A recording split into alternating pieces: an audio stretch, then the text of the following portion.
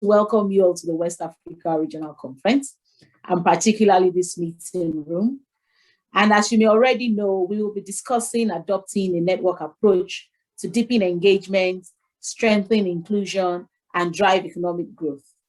And this discussion will be led by Creative Metier.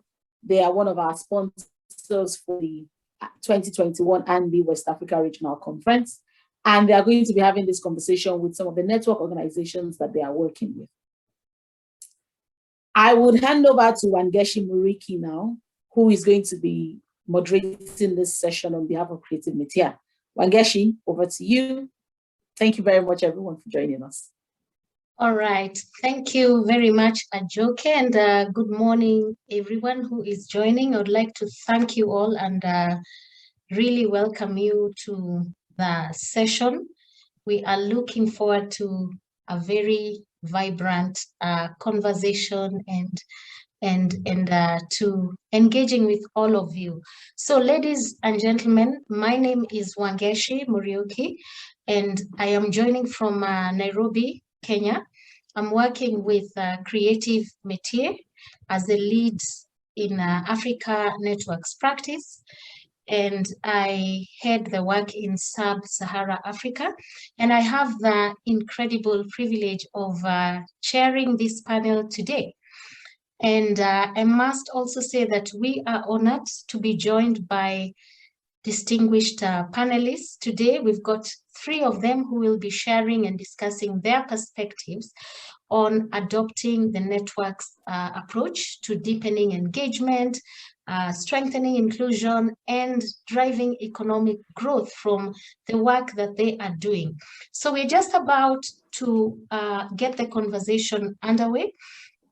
But just before I do that, allow me, ladies and gentlemen, to very briefly introduce Creative Metier again and the work that we do, and just provide the context on the work that we are doing. So Creative Metier works with organizations, we are working with networks, we are working with leaders to drive locally led, inclusive and systemic change. And together we work to power positive social and economic impact that is sustainable and is also sustaining. And it's really about complex challenges navigated with certainty so that people can thrive and economies can also prosper.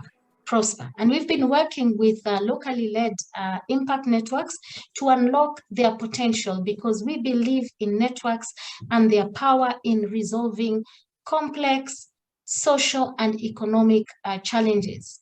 We have been working across Africa, and we've got quite a footprint in Sub-Sahara Africa, and as well as in across the globe. So, as we begin our panel, I would like to talk about research that we have been engaging in West Africa.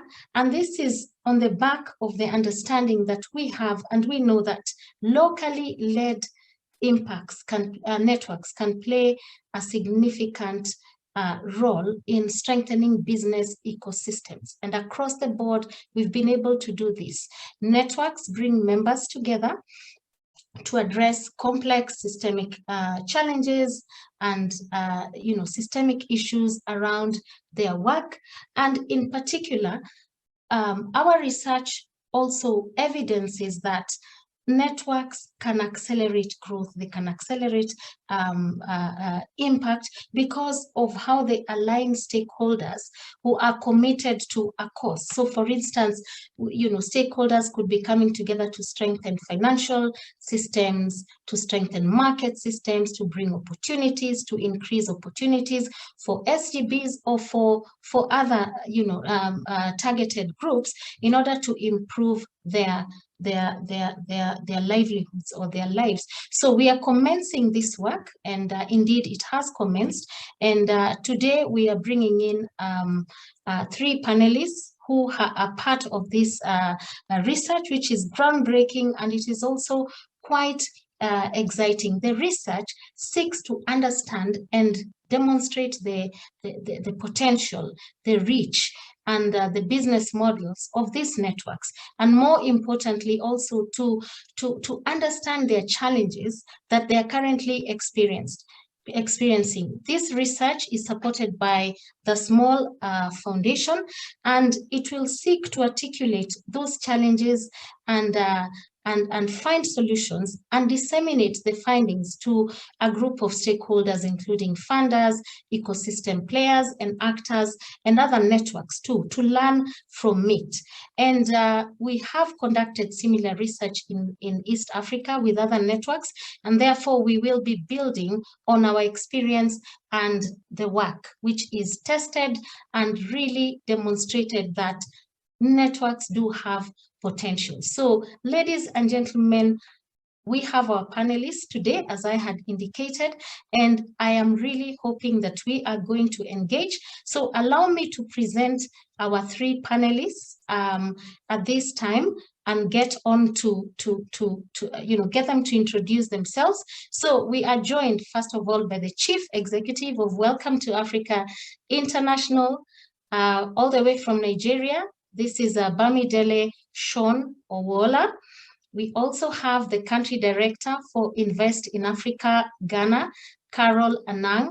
And last but not least, we have Edwin Zu-Cudjoe, who is the Executive Director of Social Enterprise Ghana. I'll now bring the panelists to us to each introduce themselves in that order and talk about their work before we get into the meat of it. So welcome.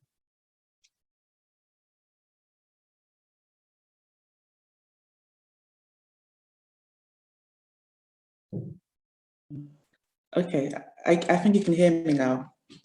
Yes. So, like Wangechi said, my name is Bamidele, CEO of Welcome to Africa International. Our ultimate goal is to facilitate trade and investments, but we're very much focused on the agricultural sector. And what we've been doing over the years is convening investors, agribusinesses, and the key stakeholders across the value chain. And one of the main reasons for convening and creating these networks is because we see an opportunity to kind of bridge the gaps. We also see an opportunity for us to build an ecosystem. And with that information and with that data, then we can also stimulate impact, stimulate matchmaking, stimulate relationships across the value chain. And what we're seeing and what we hope to see more of is development from the relationships that have been developed from the networks. So that's a very quick summary. Right. Thank you, Ajoke. Caroline?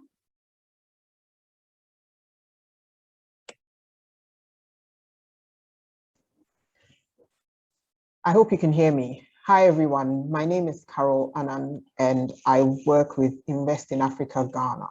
Invest in Africa is actually, the Ghana office is actually the first of the Invest in Africa offices across Africa that was set up. And what we seek to do broadly is to prosper African economies. How do we do that? We're a not-for-profit enterprise that supports small and medium-sized enterprises in Africa to enable them grow sustainably, to create opportunities, jobs, and future business leaders. We believe that through supporting local businesses, we can achieve our vision of thriving African economies. And we work with leading corporates, international donors, and foundations to support local, small, and growing businesses across various sectors.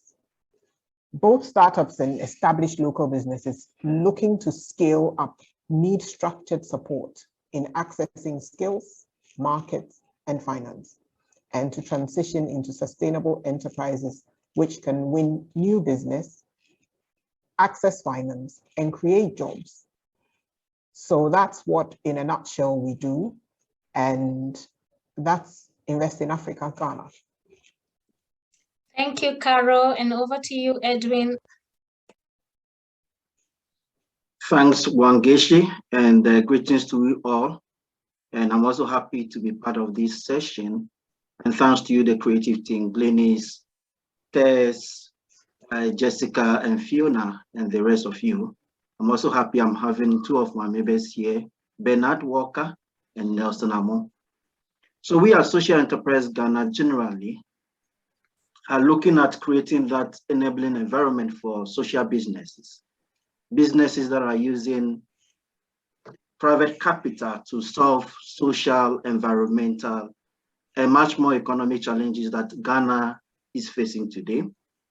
Not only for profit, but much more create that enabling environment and impact for shared prosperity. So we have about 700 social businesses operating in diverse sectors, from climate smart agribusiness to inclusive financial service delivery, and also about 16 hubs that are supporting in developing these social and impact businesses. So we are happy to be part of this whole movement of using the network approach in solving and creating impact. For us, we actually associate with SDG 17, which is our partnership for development. We also associate with SDG 9, which is generally about creating jobs and creating industries and using private capital for industrial change and job creation. So thanks so much for this platform, and we are happy to be here to share our thoughts, experience, and also the challenges along this whole journey. All right. Thank you very much. So that sets the tone. We understand the networks, and distinguished guests, as I had mentioned, the three organizations are embedding the networks approach in their work and in their practice. And I will now provide each one of them an opportunity to share with us very briefly on their reflections and their experiences on the networks approach and its potential in deepening engagement and increasing impact, and particularly drawing on the learning from the Converge model and the current research that is ongoing. And we're going to start with Bamidele.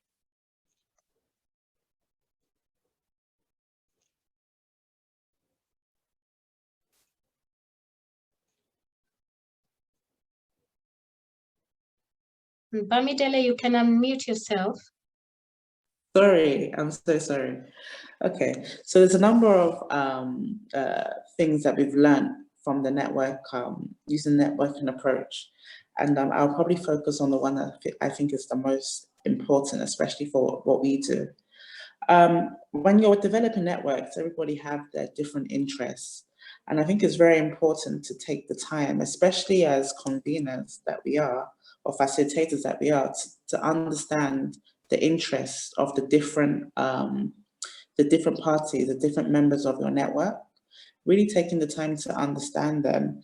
And by understanding them, then it's easier to then facilitate the right services or partnerships required for them to excel.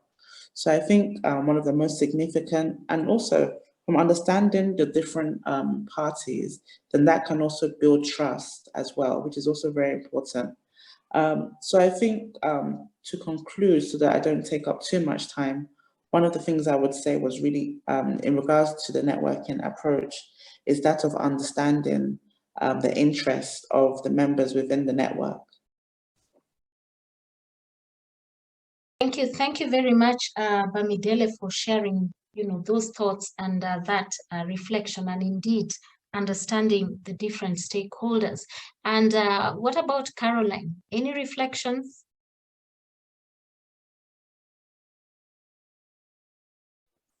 What I will say is that, first of all, coming from a corporate background, in the private sector and some public sector experience, I really hadn't had any experience in this space at all. But in everything that we do, the word network is so commonly used that we almost take it for granted that because we are all part of one network or more, we understand all about networking. And my experience after participating in the Network Leadership Series revealed to me that there is much more to networking and the power it has to transform if it is done in a structured way.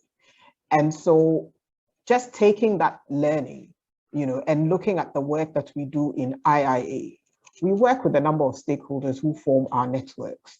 The largest of these is our Africa Partner Pool, which is a network of small and growing businesses.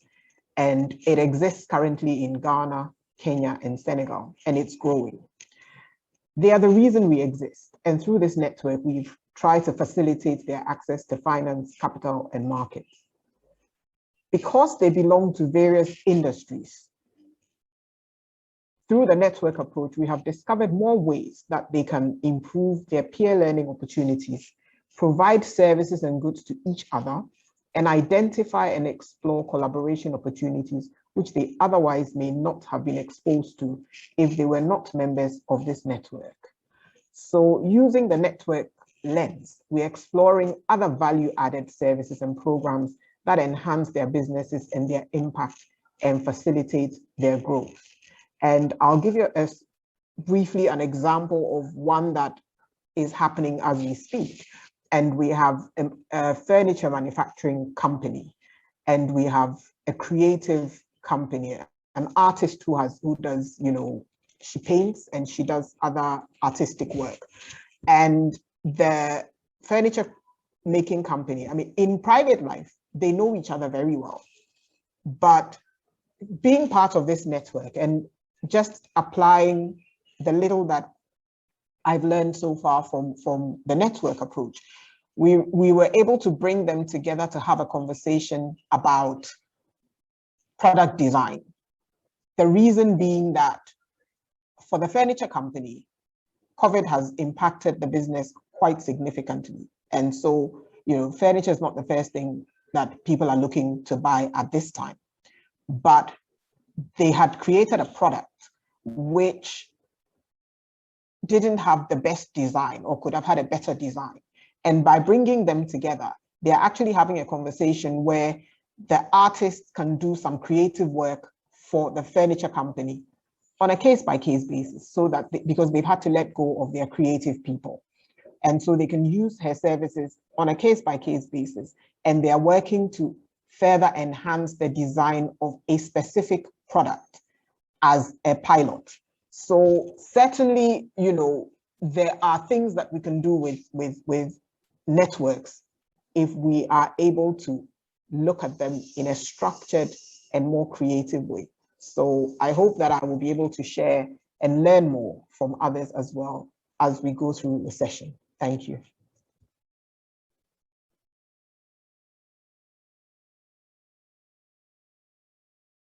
Thank you, Carol, for sharing that insight on your reflection on how you're applying this, and I think it's really, really powerful. But I'll want to give this chance to Edwin to also share his reflections and encourage the audience to kindly just post any questions or comments you have on the chat box. We will still have a chance to give you to engage with the panelists on questions and answers. So over to you, Edwin. Yes, thanks once again, Wangechi. And I think it's been transformational having gone through the learnings and the training from Carrie and Nick of Converge. And thanks once again to Small Foundation for making that happen.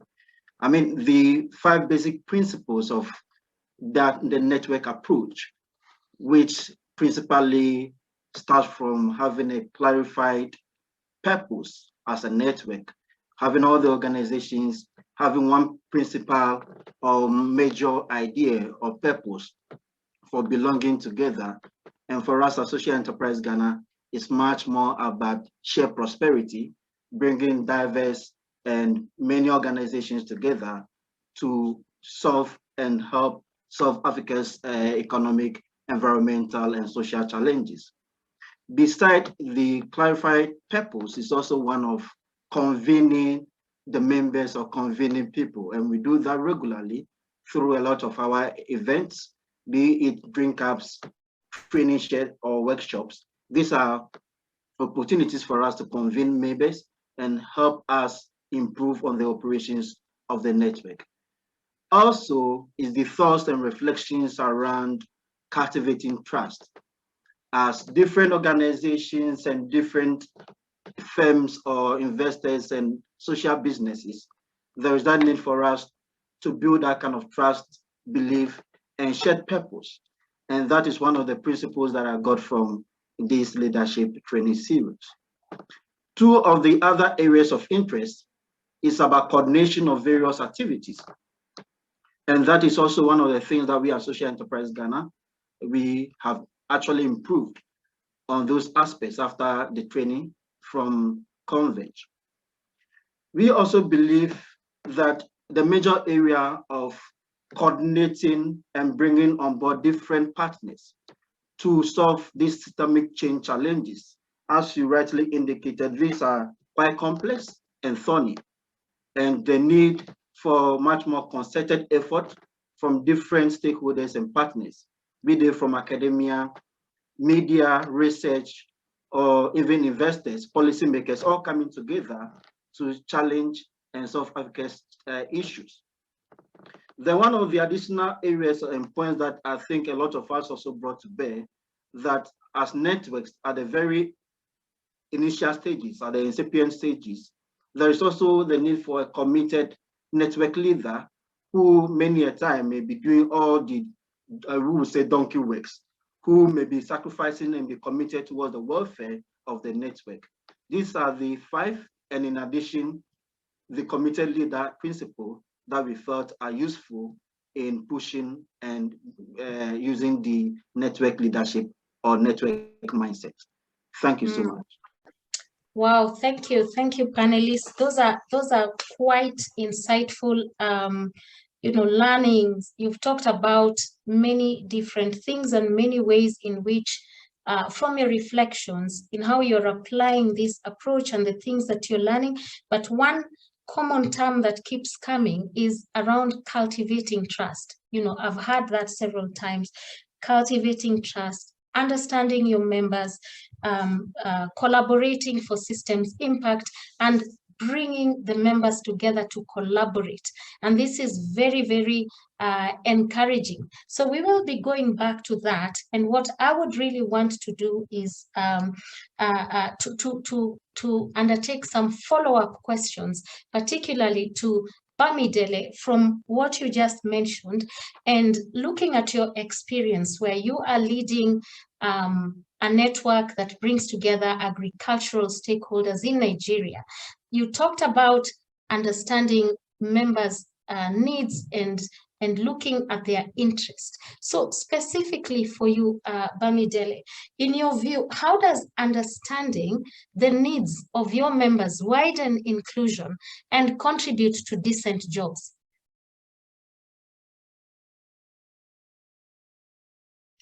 And you can unmute yourself, Bamidele.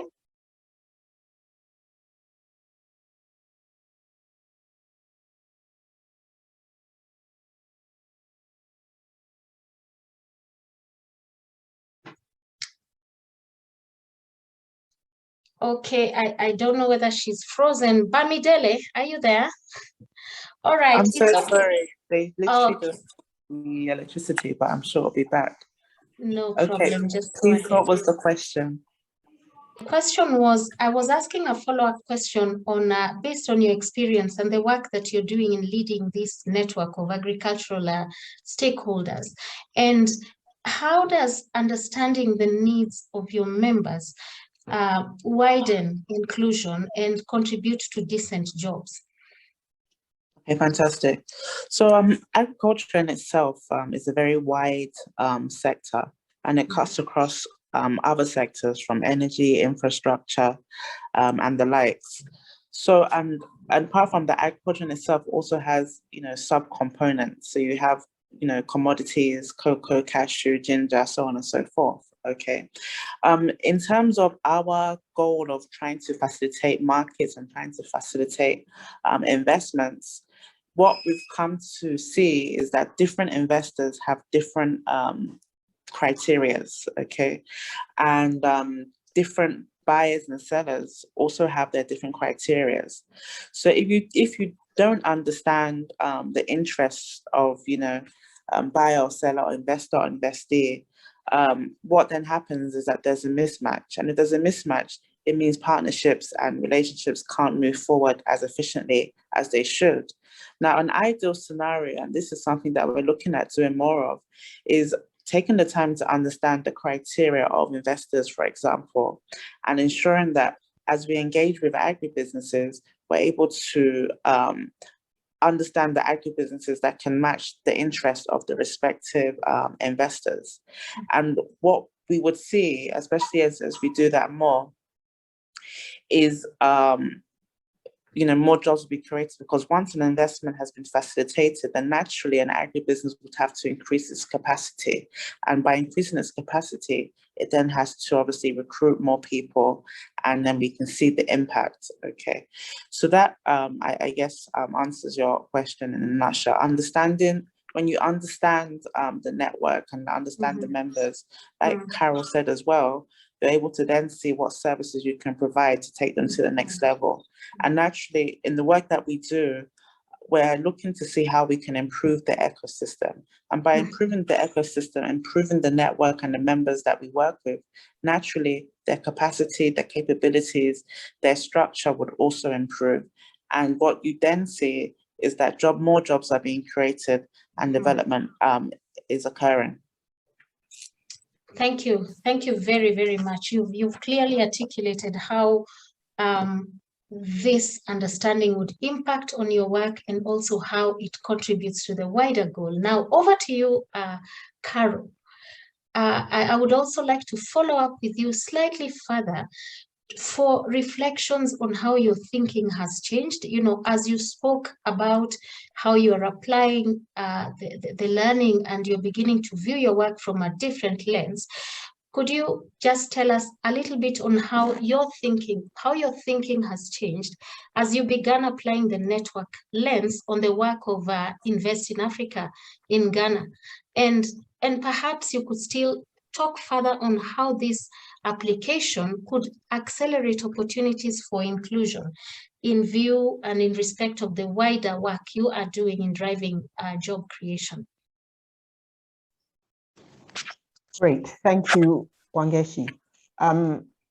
What I will say is that when the Africa Partner Pool was conceptualized and it was launched, the main focus was giving the SGBs access to markets and also creating an opportunity for large corporates and multinationals to actually be able to meet the local content requirements in predominantly the oil and gas and exploration sector. But over the years, as the world has changed, over the years, as the needs of countries and the needs of businesses have changed, we realized that in the beginning, a lot of the SGBs that were part of the pool were focused on because the platform created an opportunity for these large corporates to put their tenders on the platform. It was very much focused on meeting the needs or meeting the requirements of these tenders and being able to secure contracts. So we did get to a point where when SGBs were not able to secure contracts, then they began to lose interest in sustaining their membership in the network. So that's one, that's where we began to see a diversion. And with continuous engagement, we realized that we need to look at and redefine what it is that the network seeks to achieve. And so part of what we're going to do now is to determine from the networks, from the members in a more formal way, exactly what they're looking to achieve. In an informal way, we have started making, based on conversations that we've had with them, we have started making changes to the requirements, changes to the requirements of the network and the objectives of the network. But in order to be able to crystallize that, we need to bring them on board and have their input as well. So that's something that we're doing currently. But we see already, and again, one of the things that we've started doing for our network members is to have pop-up exhibitions at specific public locations where there's a lot of traffic, foot traffic, to expose their products and services to new consumers and new buyers. And this has been very well received, and it has already provided a reason for some new members to join the network. So certainly we see that as we continue to innovate around how we meet the objectives of the network, as we continue to understand and clearly define and converge the interests of the participants to a large extent, because you can't meet everyone's very small need, but you can identify large common strands and meet those needs. We are finding that we are attracting more SGBs to the network who are looking for opportunities to be able to create jobs. And for those who already exist, as these ideas and as these changes and as these discussions become more formal, we find that they are discovering new ways and new contracts. They are discovering new services that they can provide to themselves. And that in itself is allowing them to be able to recruit additional hands and therefore create jobs within the communities that they work. Wow. Thank you so much, Carol. You've talked about engaging your membership and understanding the needs of your members, which keeps recurring, and how that understanding is helping you to clearly articulate their needs. And I've liked one point that you have raised around converging their interests. This is really, really transformational, and I can still see there are questions coming on the chat. I'll encourage the audience to continue posting these questions as we provide Edwin just an opportunity to respond on one or two follow-up questions, and then we'll come back to the audience. So let's just put on hold. And I just want to follow up with Edwin. You clearly took us through the 5 C's of the Converge model and how you're applying that and how you have really reflected on that learning. I just want to come back to a point that you also alluded to on the hard work. You mentioned that in practice, the hard work and the patient work of network leaders that they undertake behind the scenes. They quite often, as network leaders, they're working so hard to bring people together, to convene the right people in supporting their networks, and also to some extent in delivering services, quite often is invisible. That is not seen, it's behind the scenes. Edwin, could you just share your thoughts on how perhaps increasing that visibility, or what you think about how increasing that visibility could potentially increase the impact of networks, and also inclusivity within your context at Social Enterprise Ghana? Yeah, thanks, Wangechi, and that's a difficult one actually, because making the invisible visible is a major thing to do. And as you said rightly, a lot of the activities are much more behind the scene, back of the house activities. The due collections, the regular follow-ups and calls, responding to emails, organizing events and bringing all of them to attend, chasing stakeholders, government officials to offer solutions and services to members. These are the invisibilities or the invisible actions that network leaders do, and a lot of them go unseen by stakeholders and even the members themselves. We have, over the years, I would say, jump on the shoulders of giants to make a lot of the activities as networks become visible. We've done that through collaborations with government officials. We in Ghana here, we will say Ministry of Trade and Industry has been one of the major supporters of a lot of activities that we do. Same for Ministry of Finance. Indeed, the only time we are organizing the SDG Fest, which will be organizing this August again in partnership with the Ministry of Finance, they have been supportive in all these engagements and creating a platform for these networks like ours to be heard and be seen.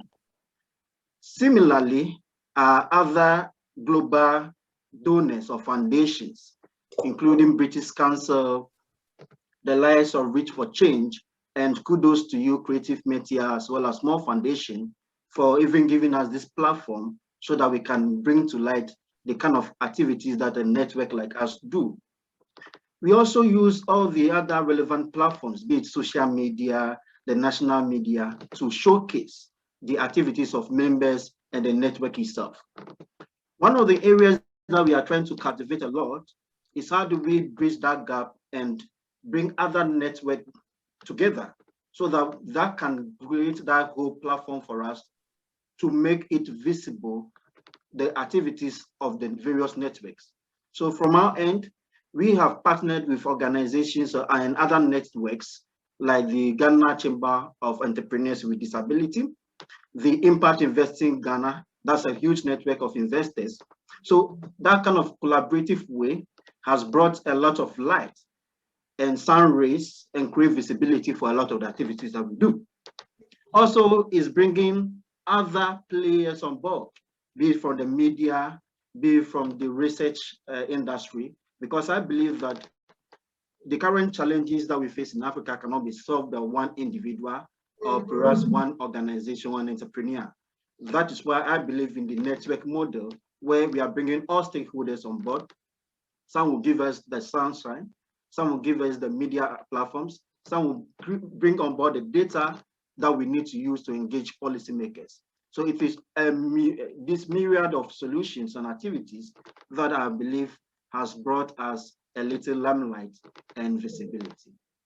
Thank you. Thank you, thank you, thank you, Edwin. That is so comprehensive. And just one last question. What more, in your view, could be done to enhance this visibility to key stakeholders? Yes, so thanks, Andy. A platform like this has also given us that visibility. So I'm sure government officials, policymakers may tune in and listen to the kind of work that networks are doing. A lot of work also has to be done in terms of data. We at our end lose and don't have a lot of data to help us inform a lot of the activities and things that we do. So research work, data will be useful in supporting, bring that kind of light to the ecosystem. I think also partnership with members. We were so grateful to Bestseller Foundation when they supported us during this COVID period. And through one of our members, Food for All Africa, we were able to bring a lot more stakeholders and partners on board so that we can support the communities that were affected by COVID-19. So working with some of the members is also one way to do so. And as well, any of the bloggings, any of the writers on us will be a useful way to bring that light on the works that we do at Social Enterprise Ghana and the other networks like Invest in Africa. Thank you, Wangechi. Thank you, thank you. You've given us some practical ways in which this visibility could be enhanced for impact. And I'm sure that we do have members who would also like to contribute to the conversation. So at this point, allow me to just go to the chat box and read out one or two questions. And if you're there and you'd like to comment, kindly just raise your hand and I will be able to see it, or a member of Andy will be able to see it. But at this point, just allow me to read out one question I see here from Bernard Walker. And this is a question to the panelists. How do you suggest we intensify network collaboration on complex and systemic challenges like post-harvest loss, nutrition, access? I don't know whether I can read up to the end, but the question is on very, very specific. How do we enhance collaboration to support maybe producers with managing post-harvest losses? And any of you could respond to that. because it's very, very specific to the panelists. Kindly unmute and just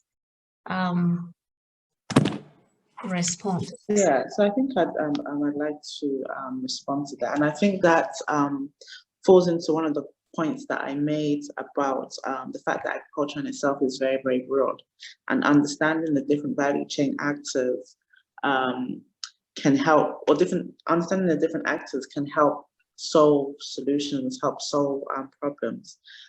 Post-harvest loss is a very big issue, especially here in Nigeria. And one of the things that we've constantly tried to do is to promote the need into processing, and industrialization. So quite often you have the smallholder farmers who are producing these raw materials, but then it's not being processed.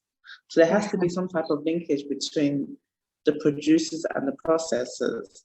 But again, to create that linkage, there has to be an understanding between the two stakeholders. So processors, they need a certain quantity, they need a certain quality, they need a certain commitment in regards to how and when the produce will be coming to them.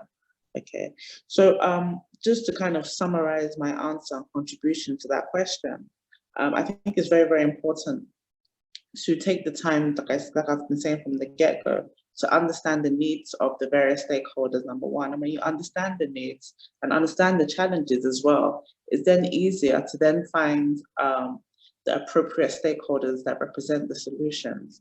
I think when it comes to agriculture, even just solving challenges in general, sometimes we take a very broad approach.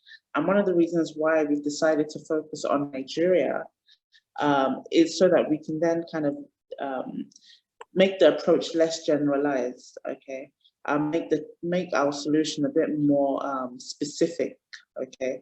Post-harvest loss happens across Africa, but if there's post-harvest loss in Nigeria, for example, it would make sense to encourage processing in Nigeria, as opposed to talking about post-harvest loss in Nigeria and then looking for the solution in East Africa.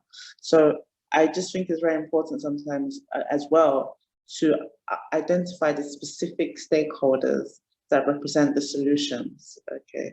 So that would be my contribution to that question. And another thing that I wanted to say, and I've been meaning to say this, and Edwin has been saying it quite a lot, developing networks and, you know, all the behind the scene work, it is quite a lot of work, and sometimes it does go unacknowledged. So it's actually quite good that Small Foundation and Creative Metier are taking it upon themselves to understand how networks can be more effective and see how they can support networks moving forward. Because the work that we do does have the potential to be very transformational. So it's good that Small Foundation and Creative Metier have seen that potential. And I heard this earlier, but I'm very glad to be on the call on this session. So thank you. Thank you so much. I can see that our time is really running out. I think we have only 1 or 2 minutes to conclude the session, but I want to really thank everyone who is engaging on the chat. We're encouraging you to share your experience, share tools, share knowledge.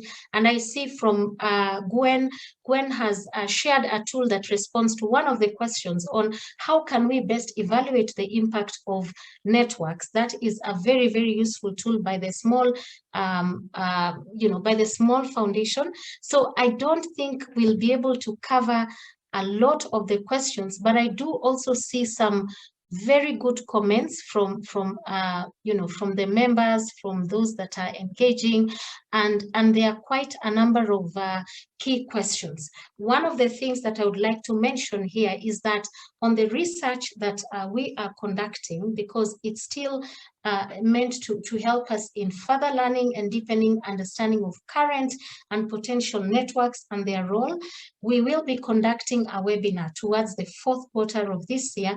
And if you'd like to be invited, where we will be sharing that knowledge and also sharing some of these tools, as you have seen the knowledge, the tools, and if you have further questions, do feel free to let us know. There is a link that has been posted just now by Glynis Rankins from Creative Metier. It's a small survey where you can just indicate interest and be very specific on what you'd like, whether you want to attend the event or you want more information on networks, and we'll just keep you on the loop. I just want to see whether there's one question that we can respond to before we continue. We close this, but it's really vibrant, ladies and gentlemen, and we are grateful. So there's somebody who is really wondering about how the panelists have gone on defining the scope and the role of networks at an early phase. And this is a question from oops, I don't know. I'm not able to read the charts very, very well. I don't know whether Glynis can read out that question.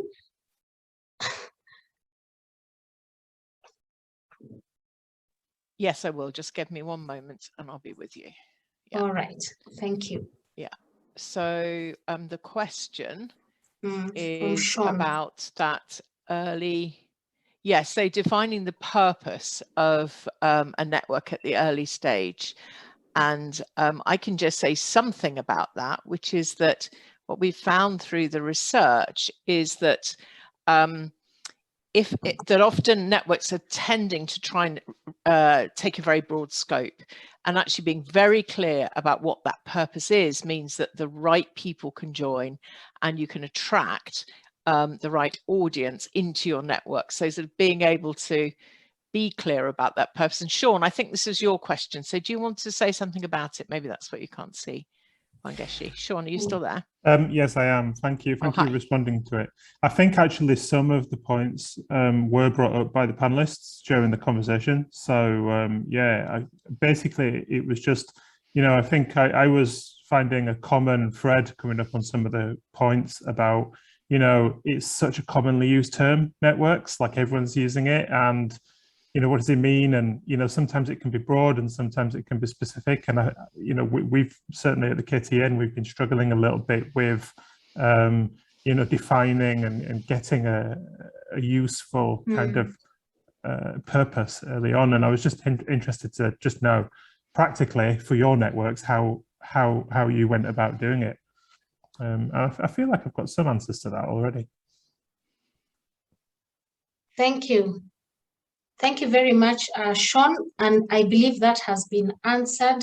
And I think we really have quite a number of questions. And what we have, I want to continue emphasizing is that there is a form that we have posted with a link. If you do wish to connect with us, we can continue with the engagement. And I know that this is really interesting, and I would wish at this point to really give a round of applause to our panelists today, and to thank you all for remaining engaged, for asking questions, and for participating, most of all, because this is a new area. It's very interesting, and we're really looking forward to connecting further as we share the findings. So I'll encourage us to just give a thumbs up to our distinguished panelists today and give them a round of applause, and looking forward to connecting and keeping this conversation going on networks. So we thank you very, very much. We've actually run over time, and we will be connecting very, very soon. So all the best, and let's also connect at other sessions during the conference. And I wish to thank the Andy team very much for organizing this. It's been an incredible experience. So all the best. Thank you very much, Wangechi from Creative Metier, Bamidele, Caro, and Edwin. This was definitely very insightful. For the sake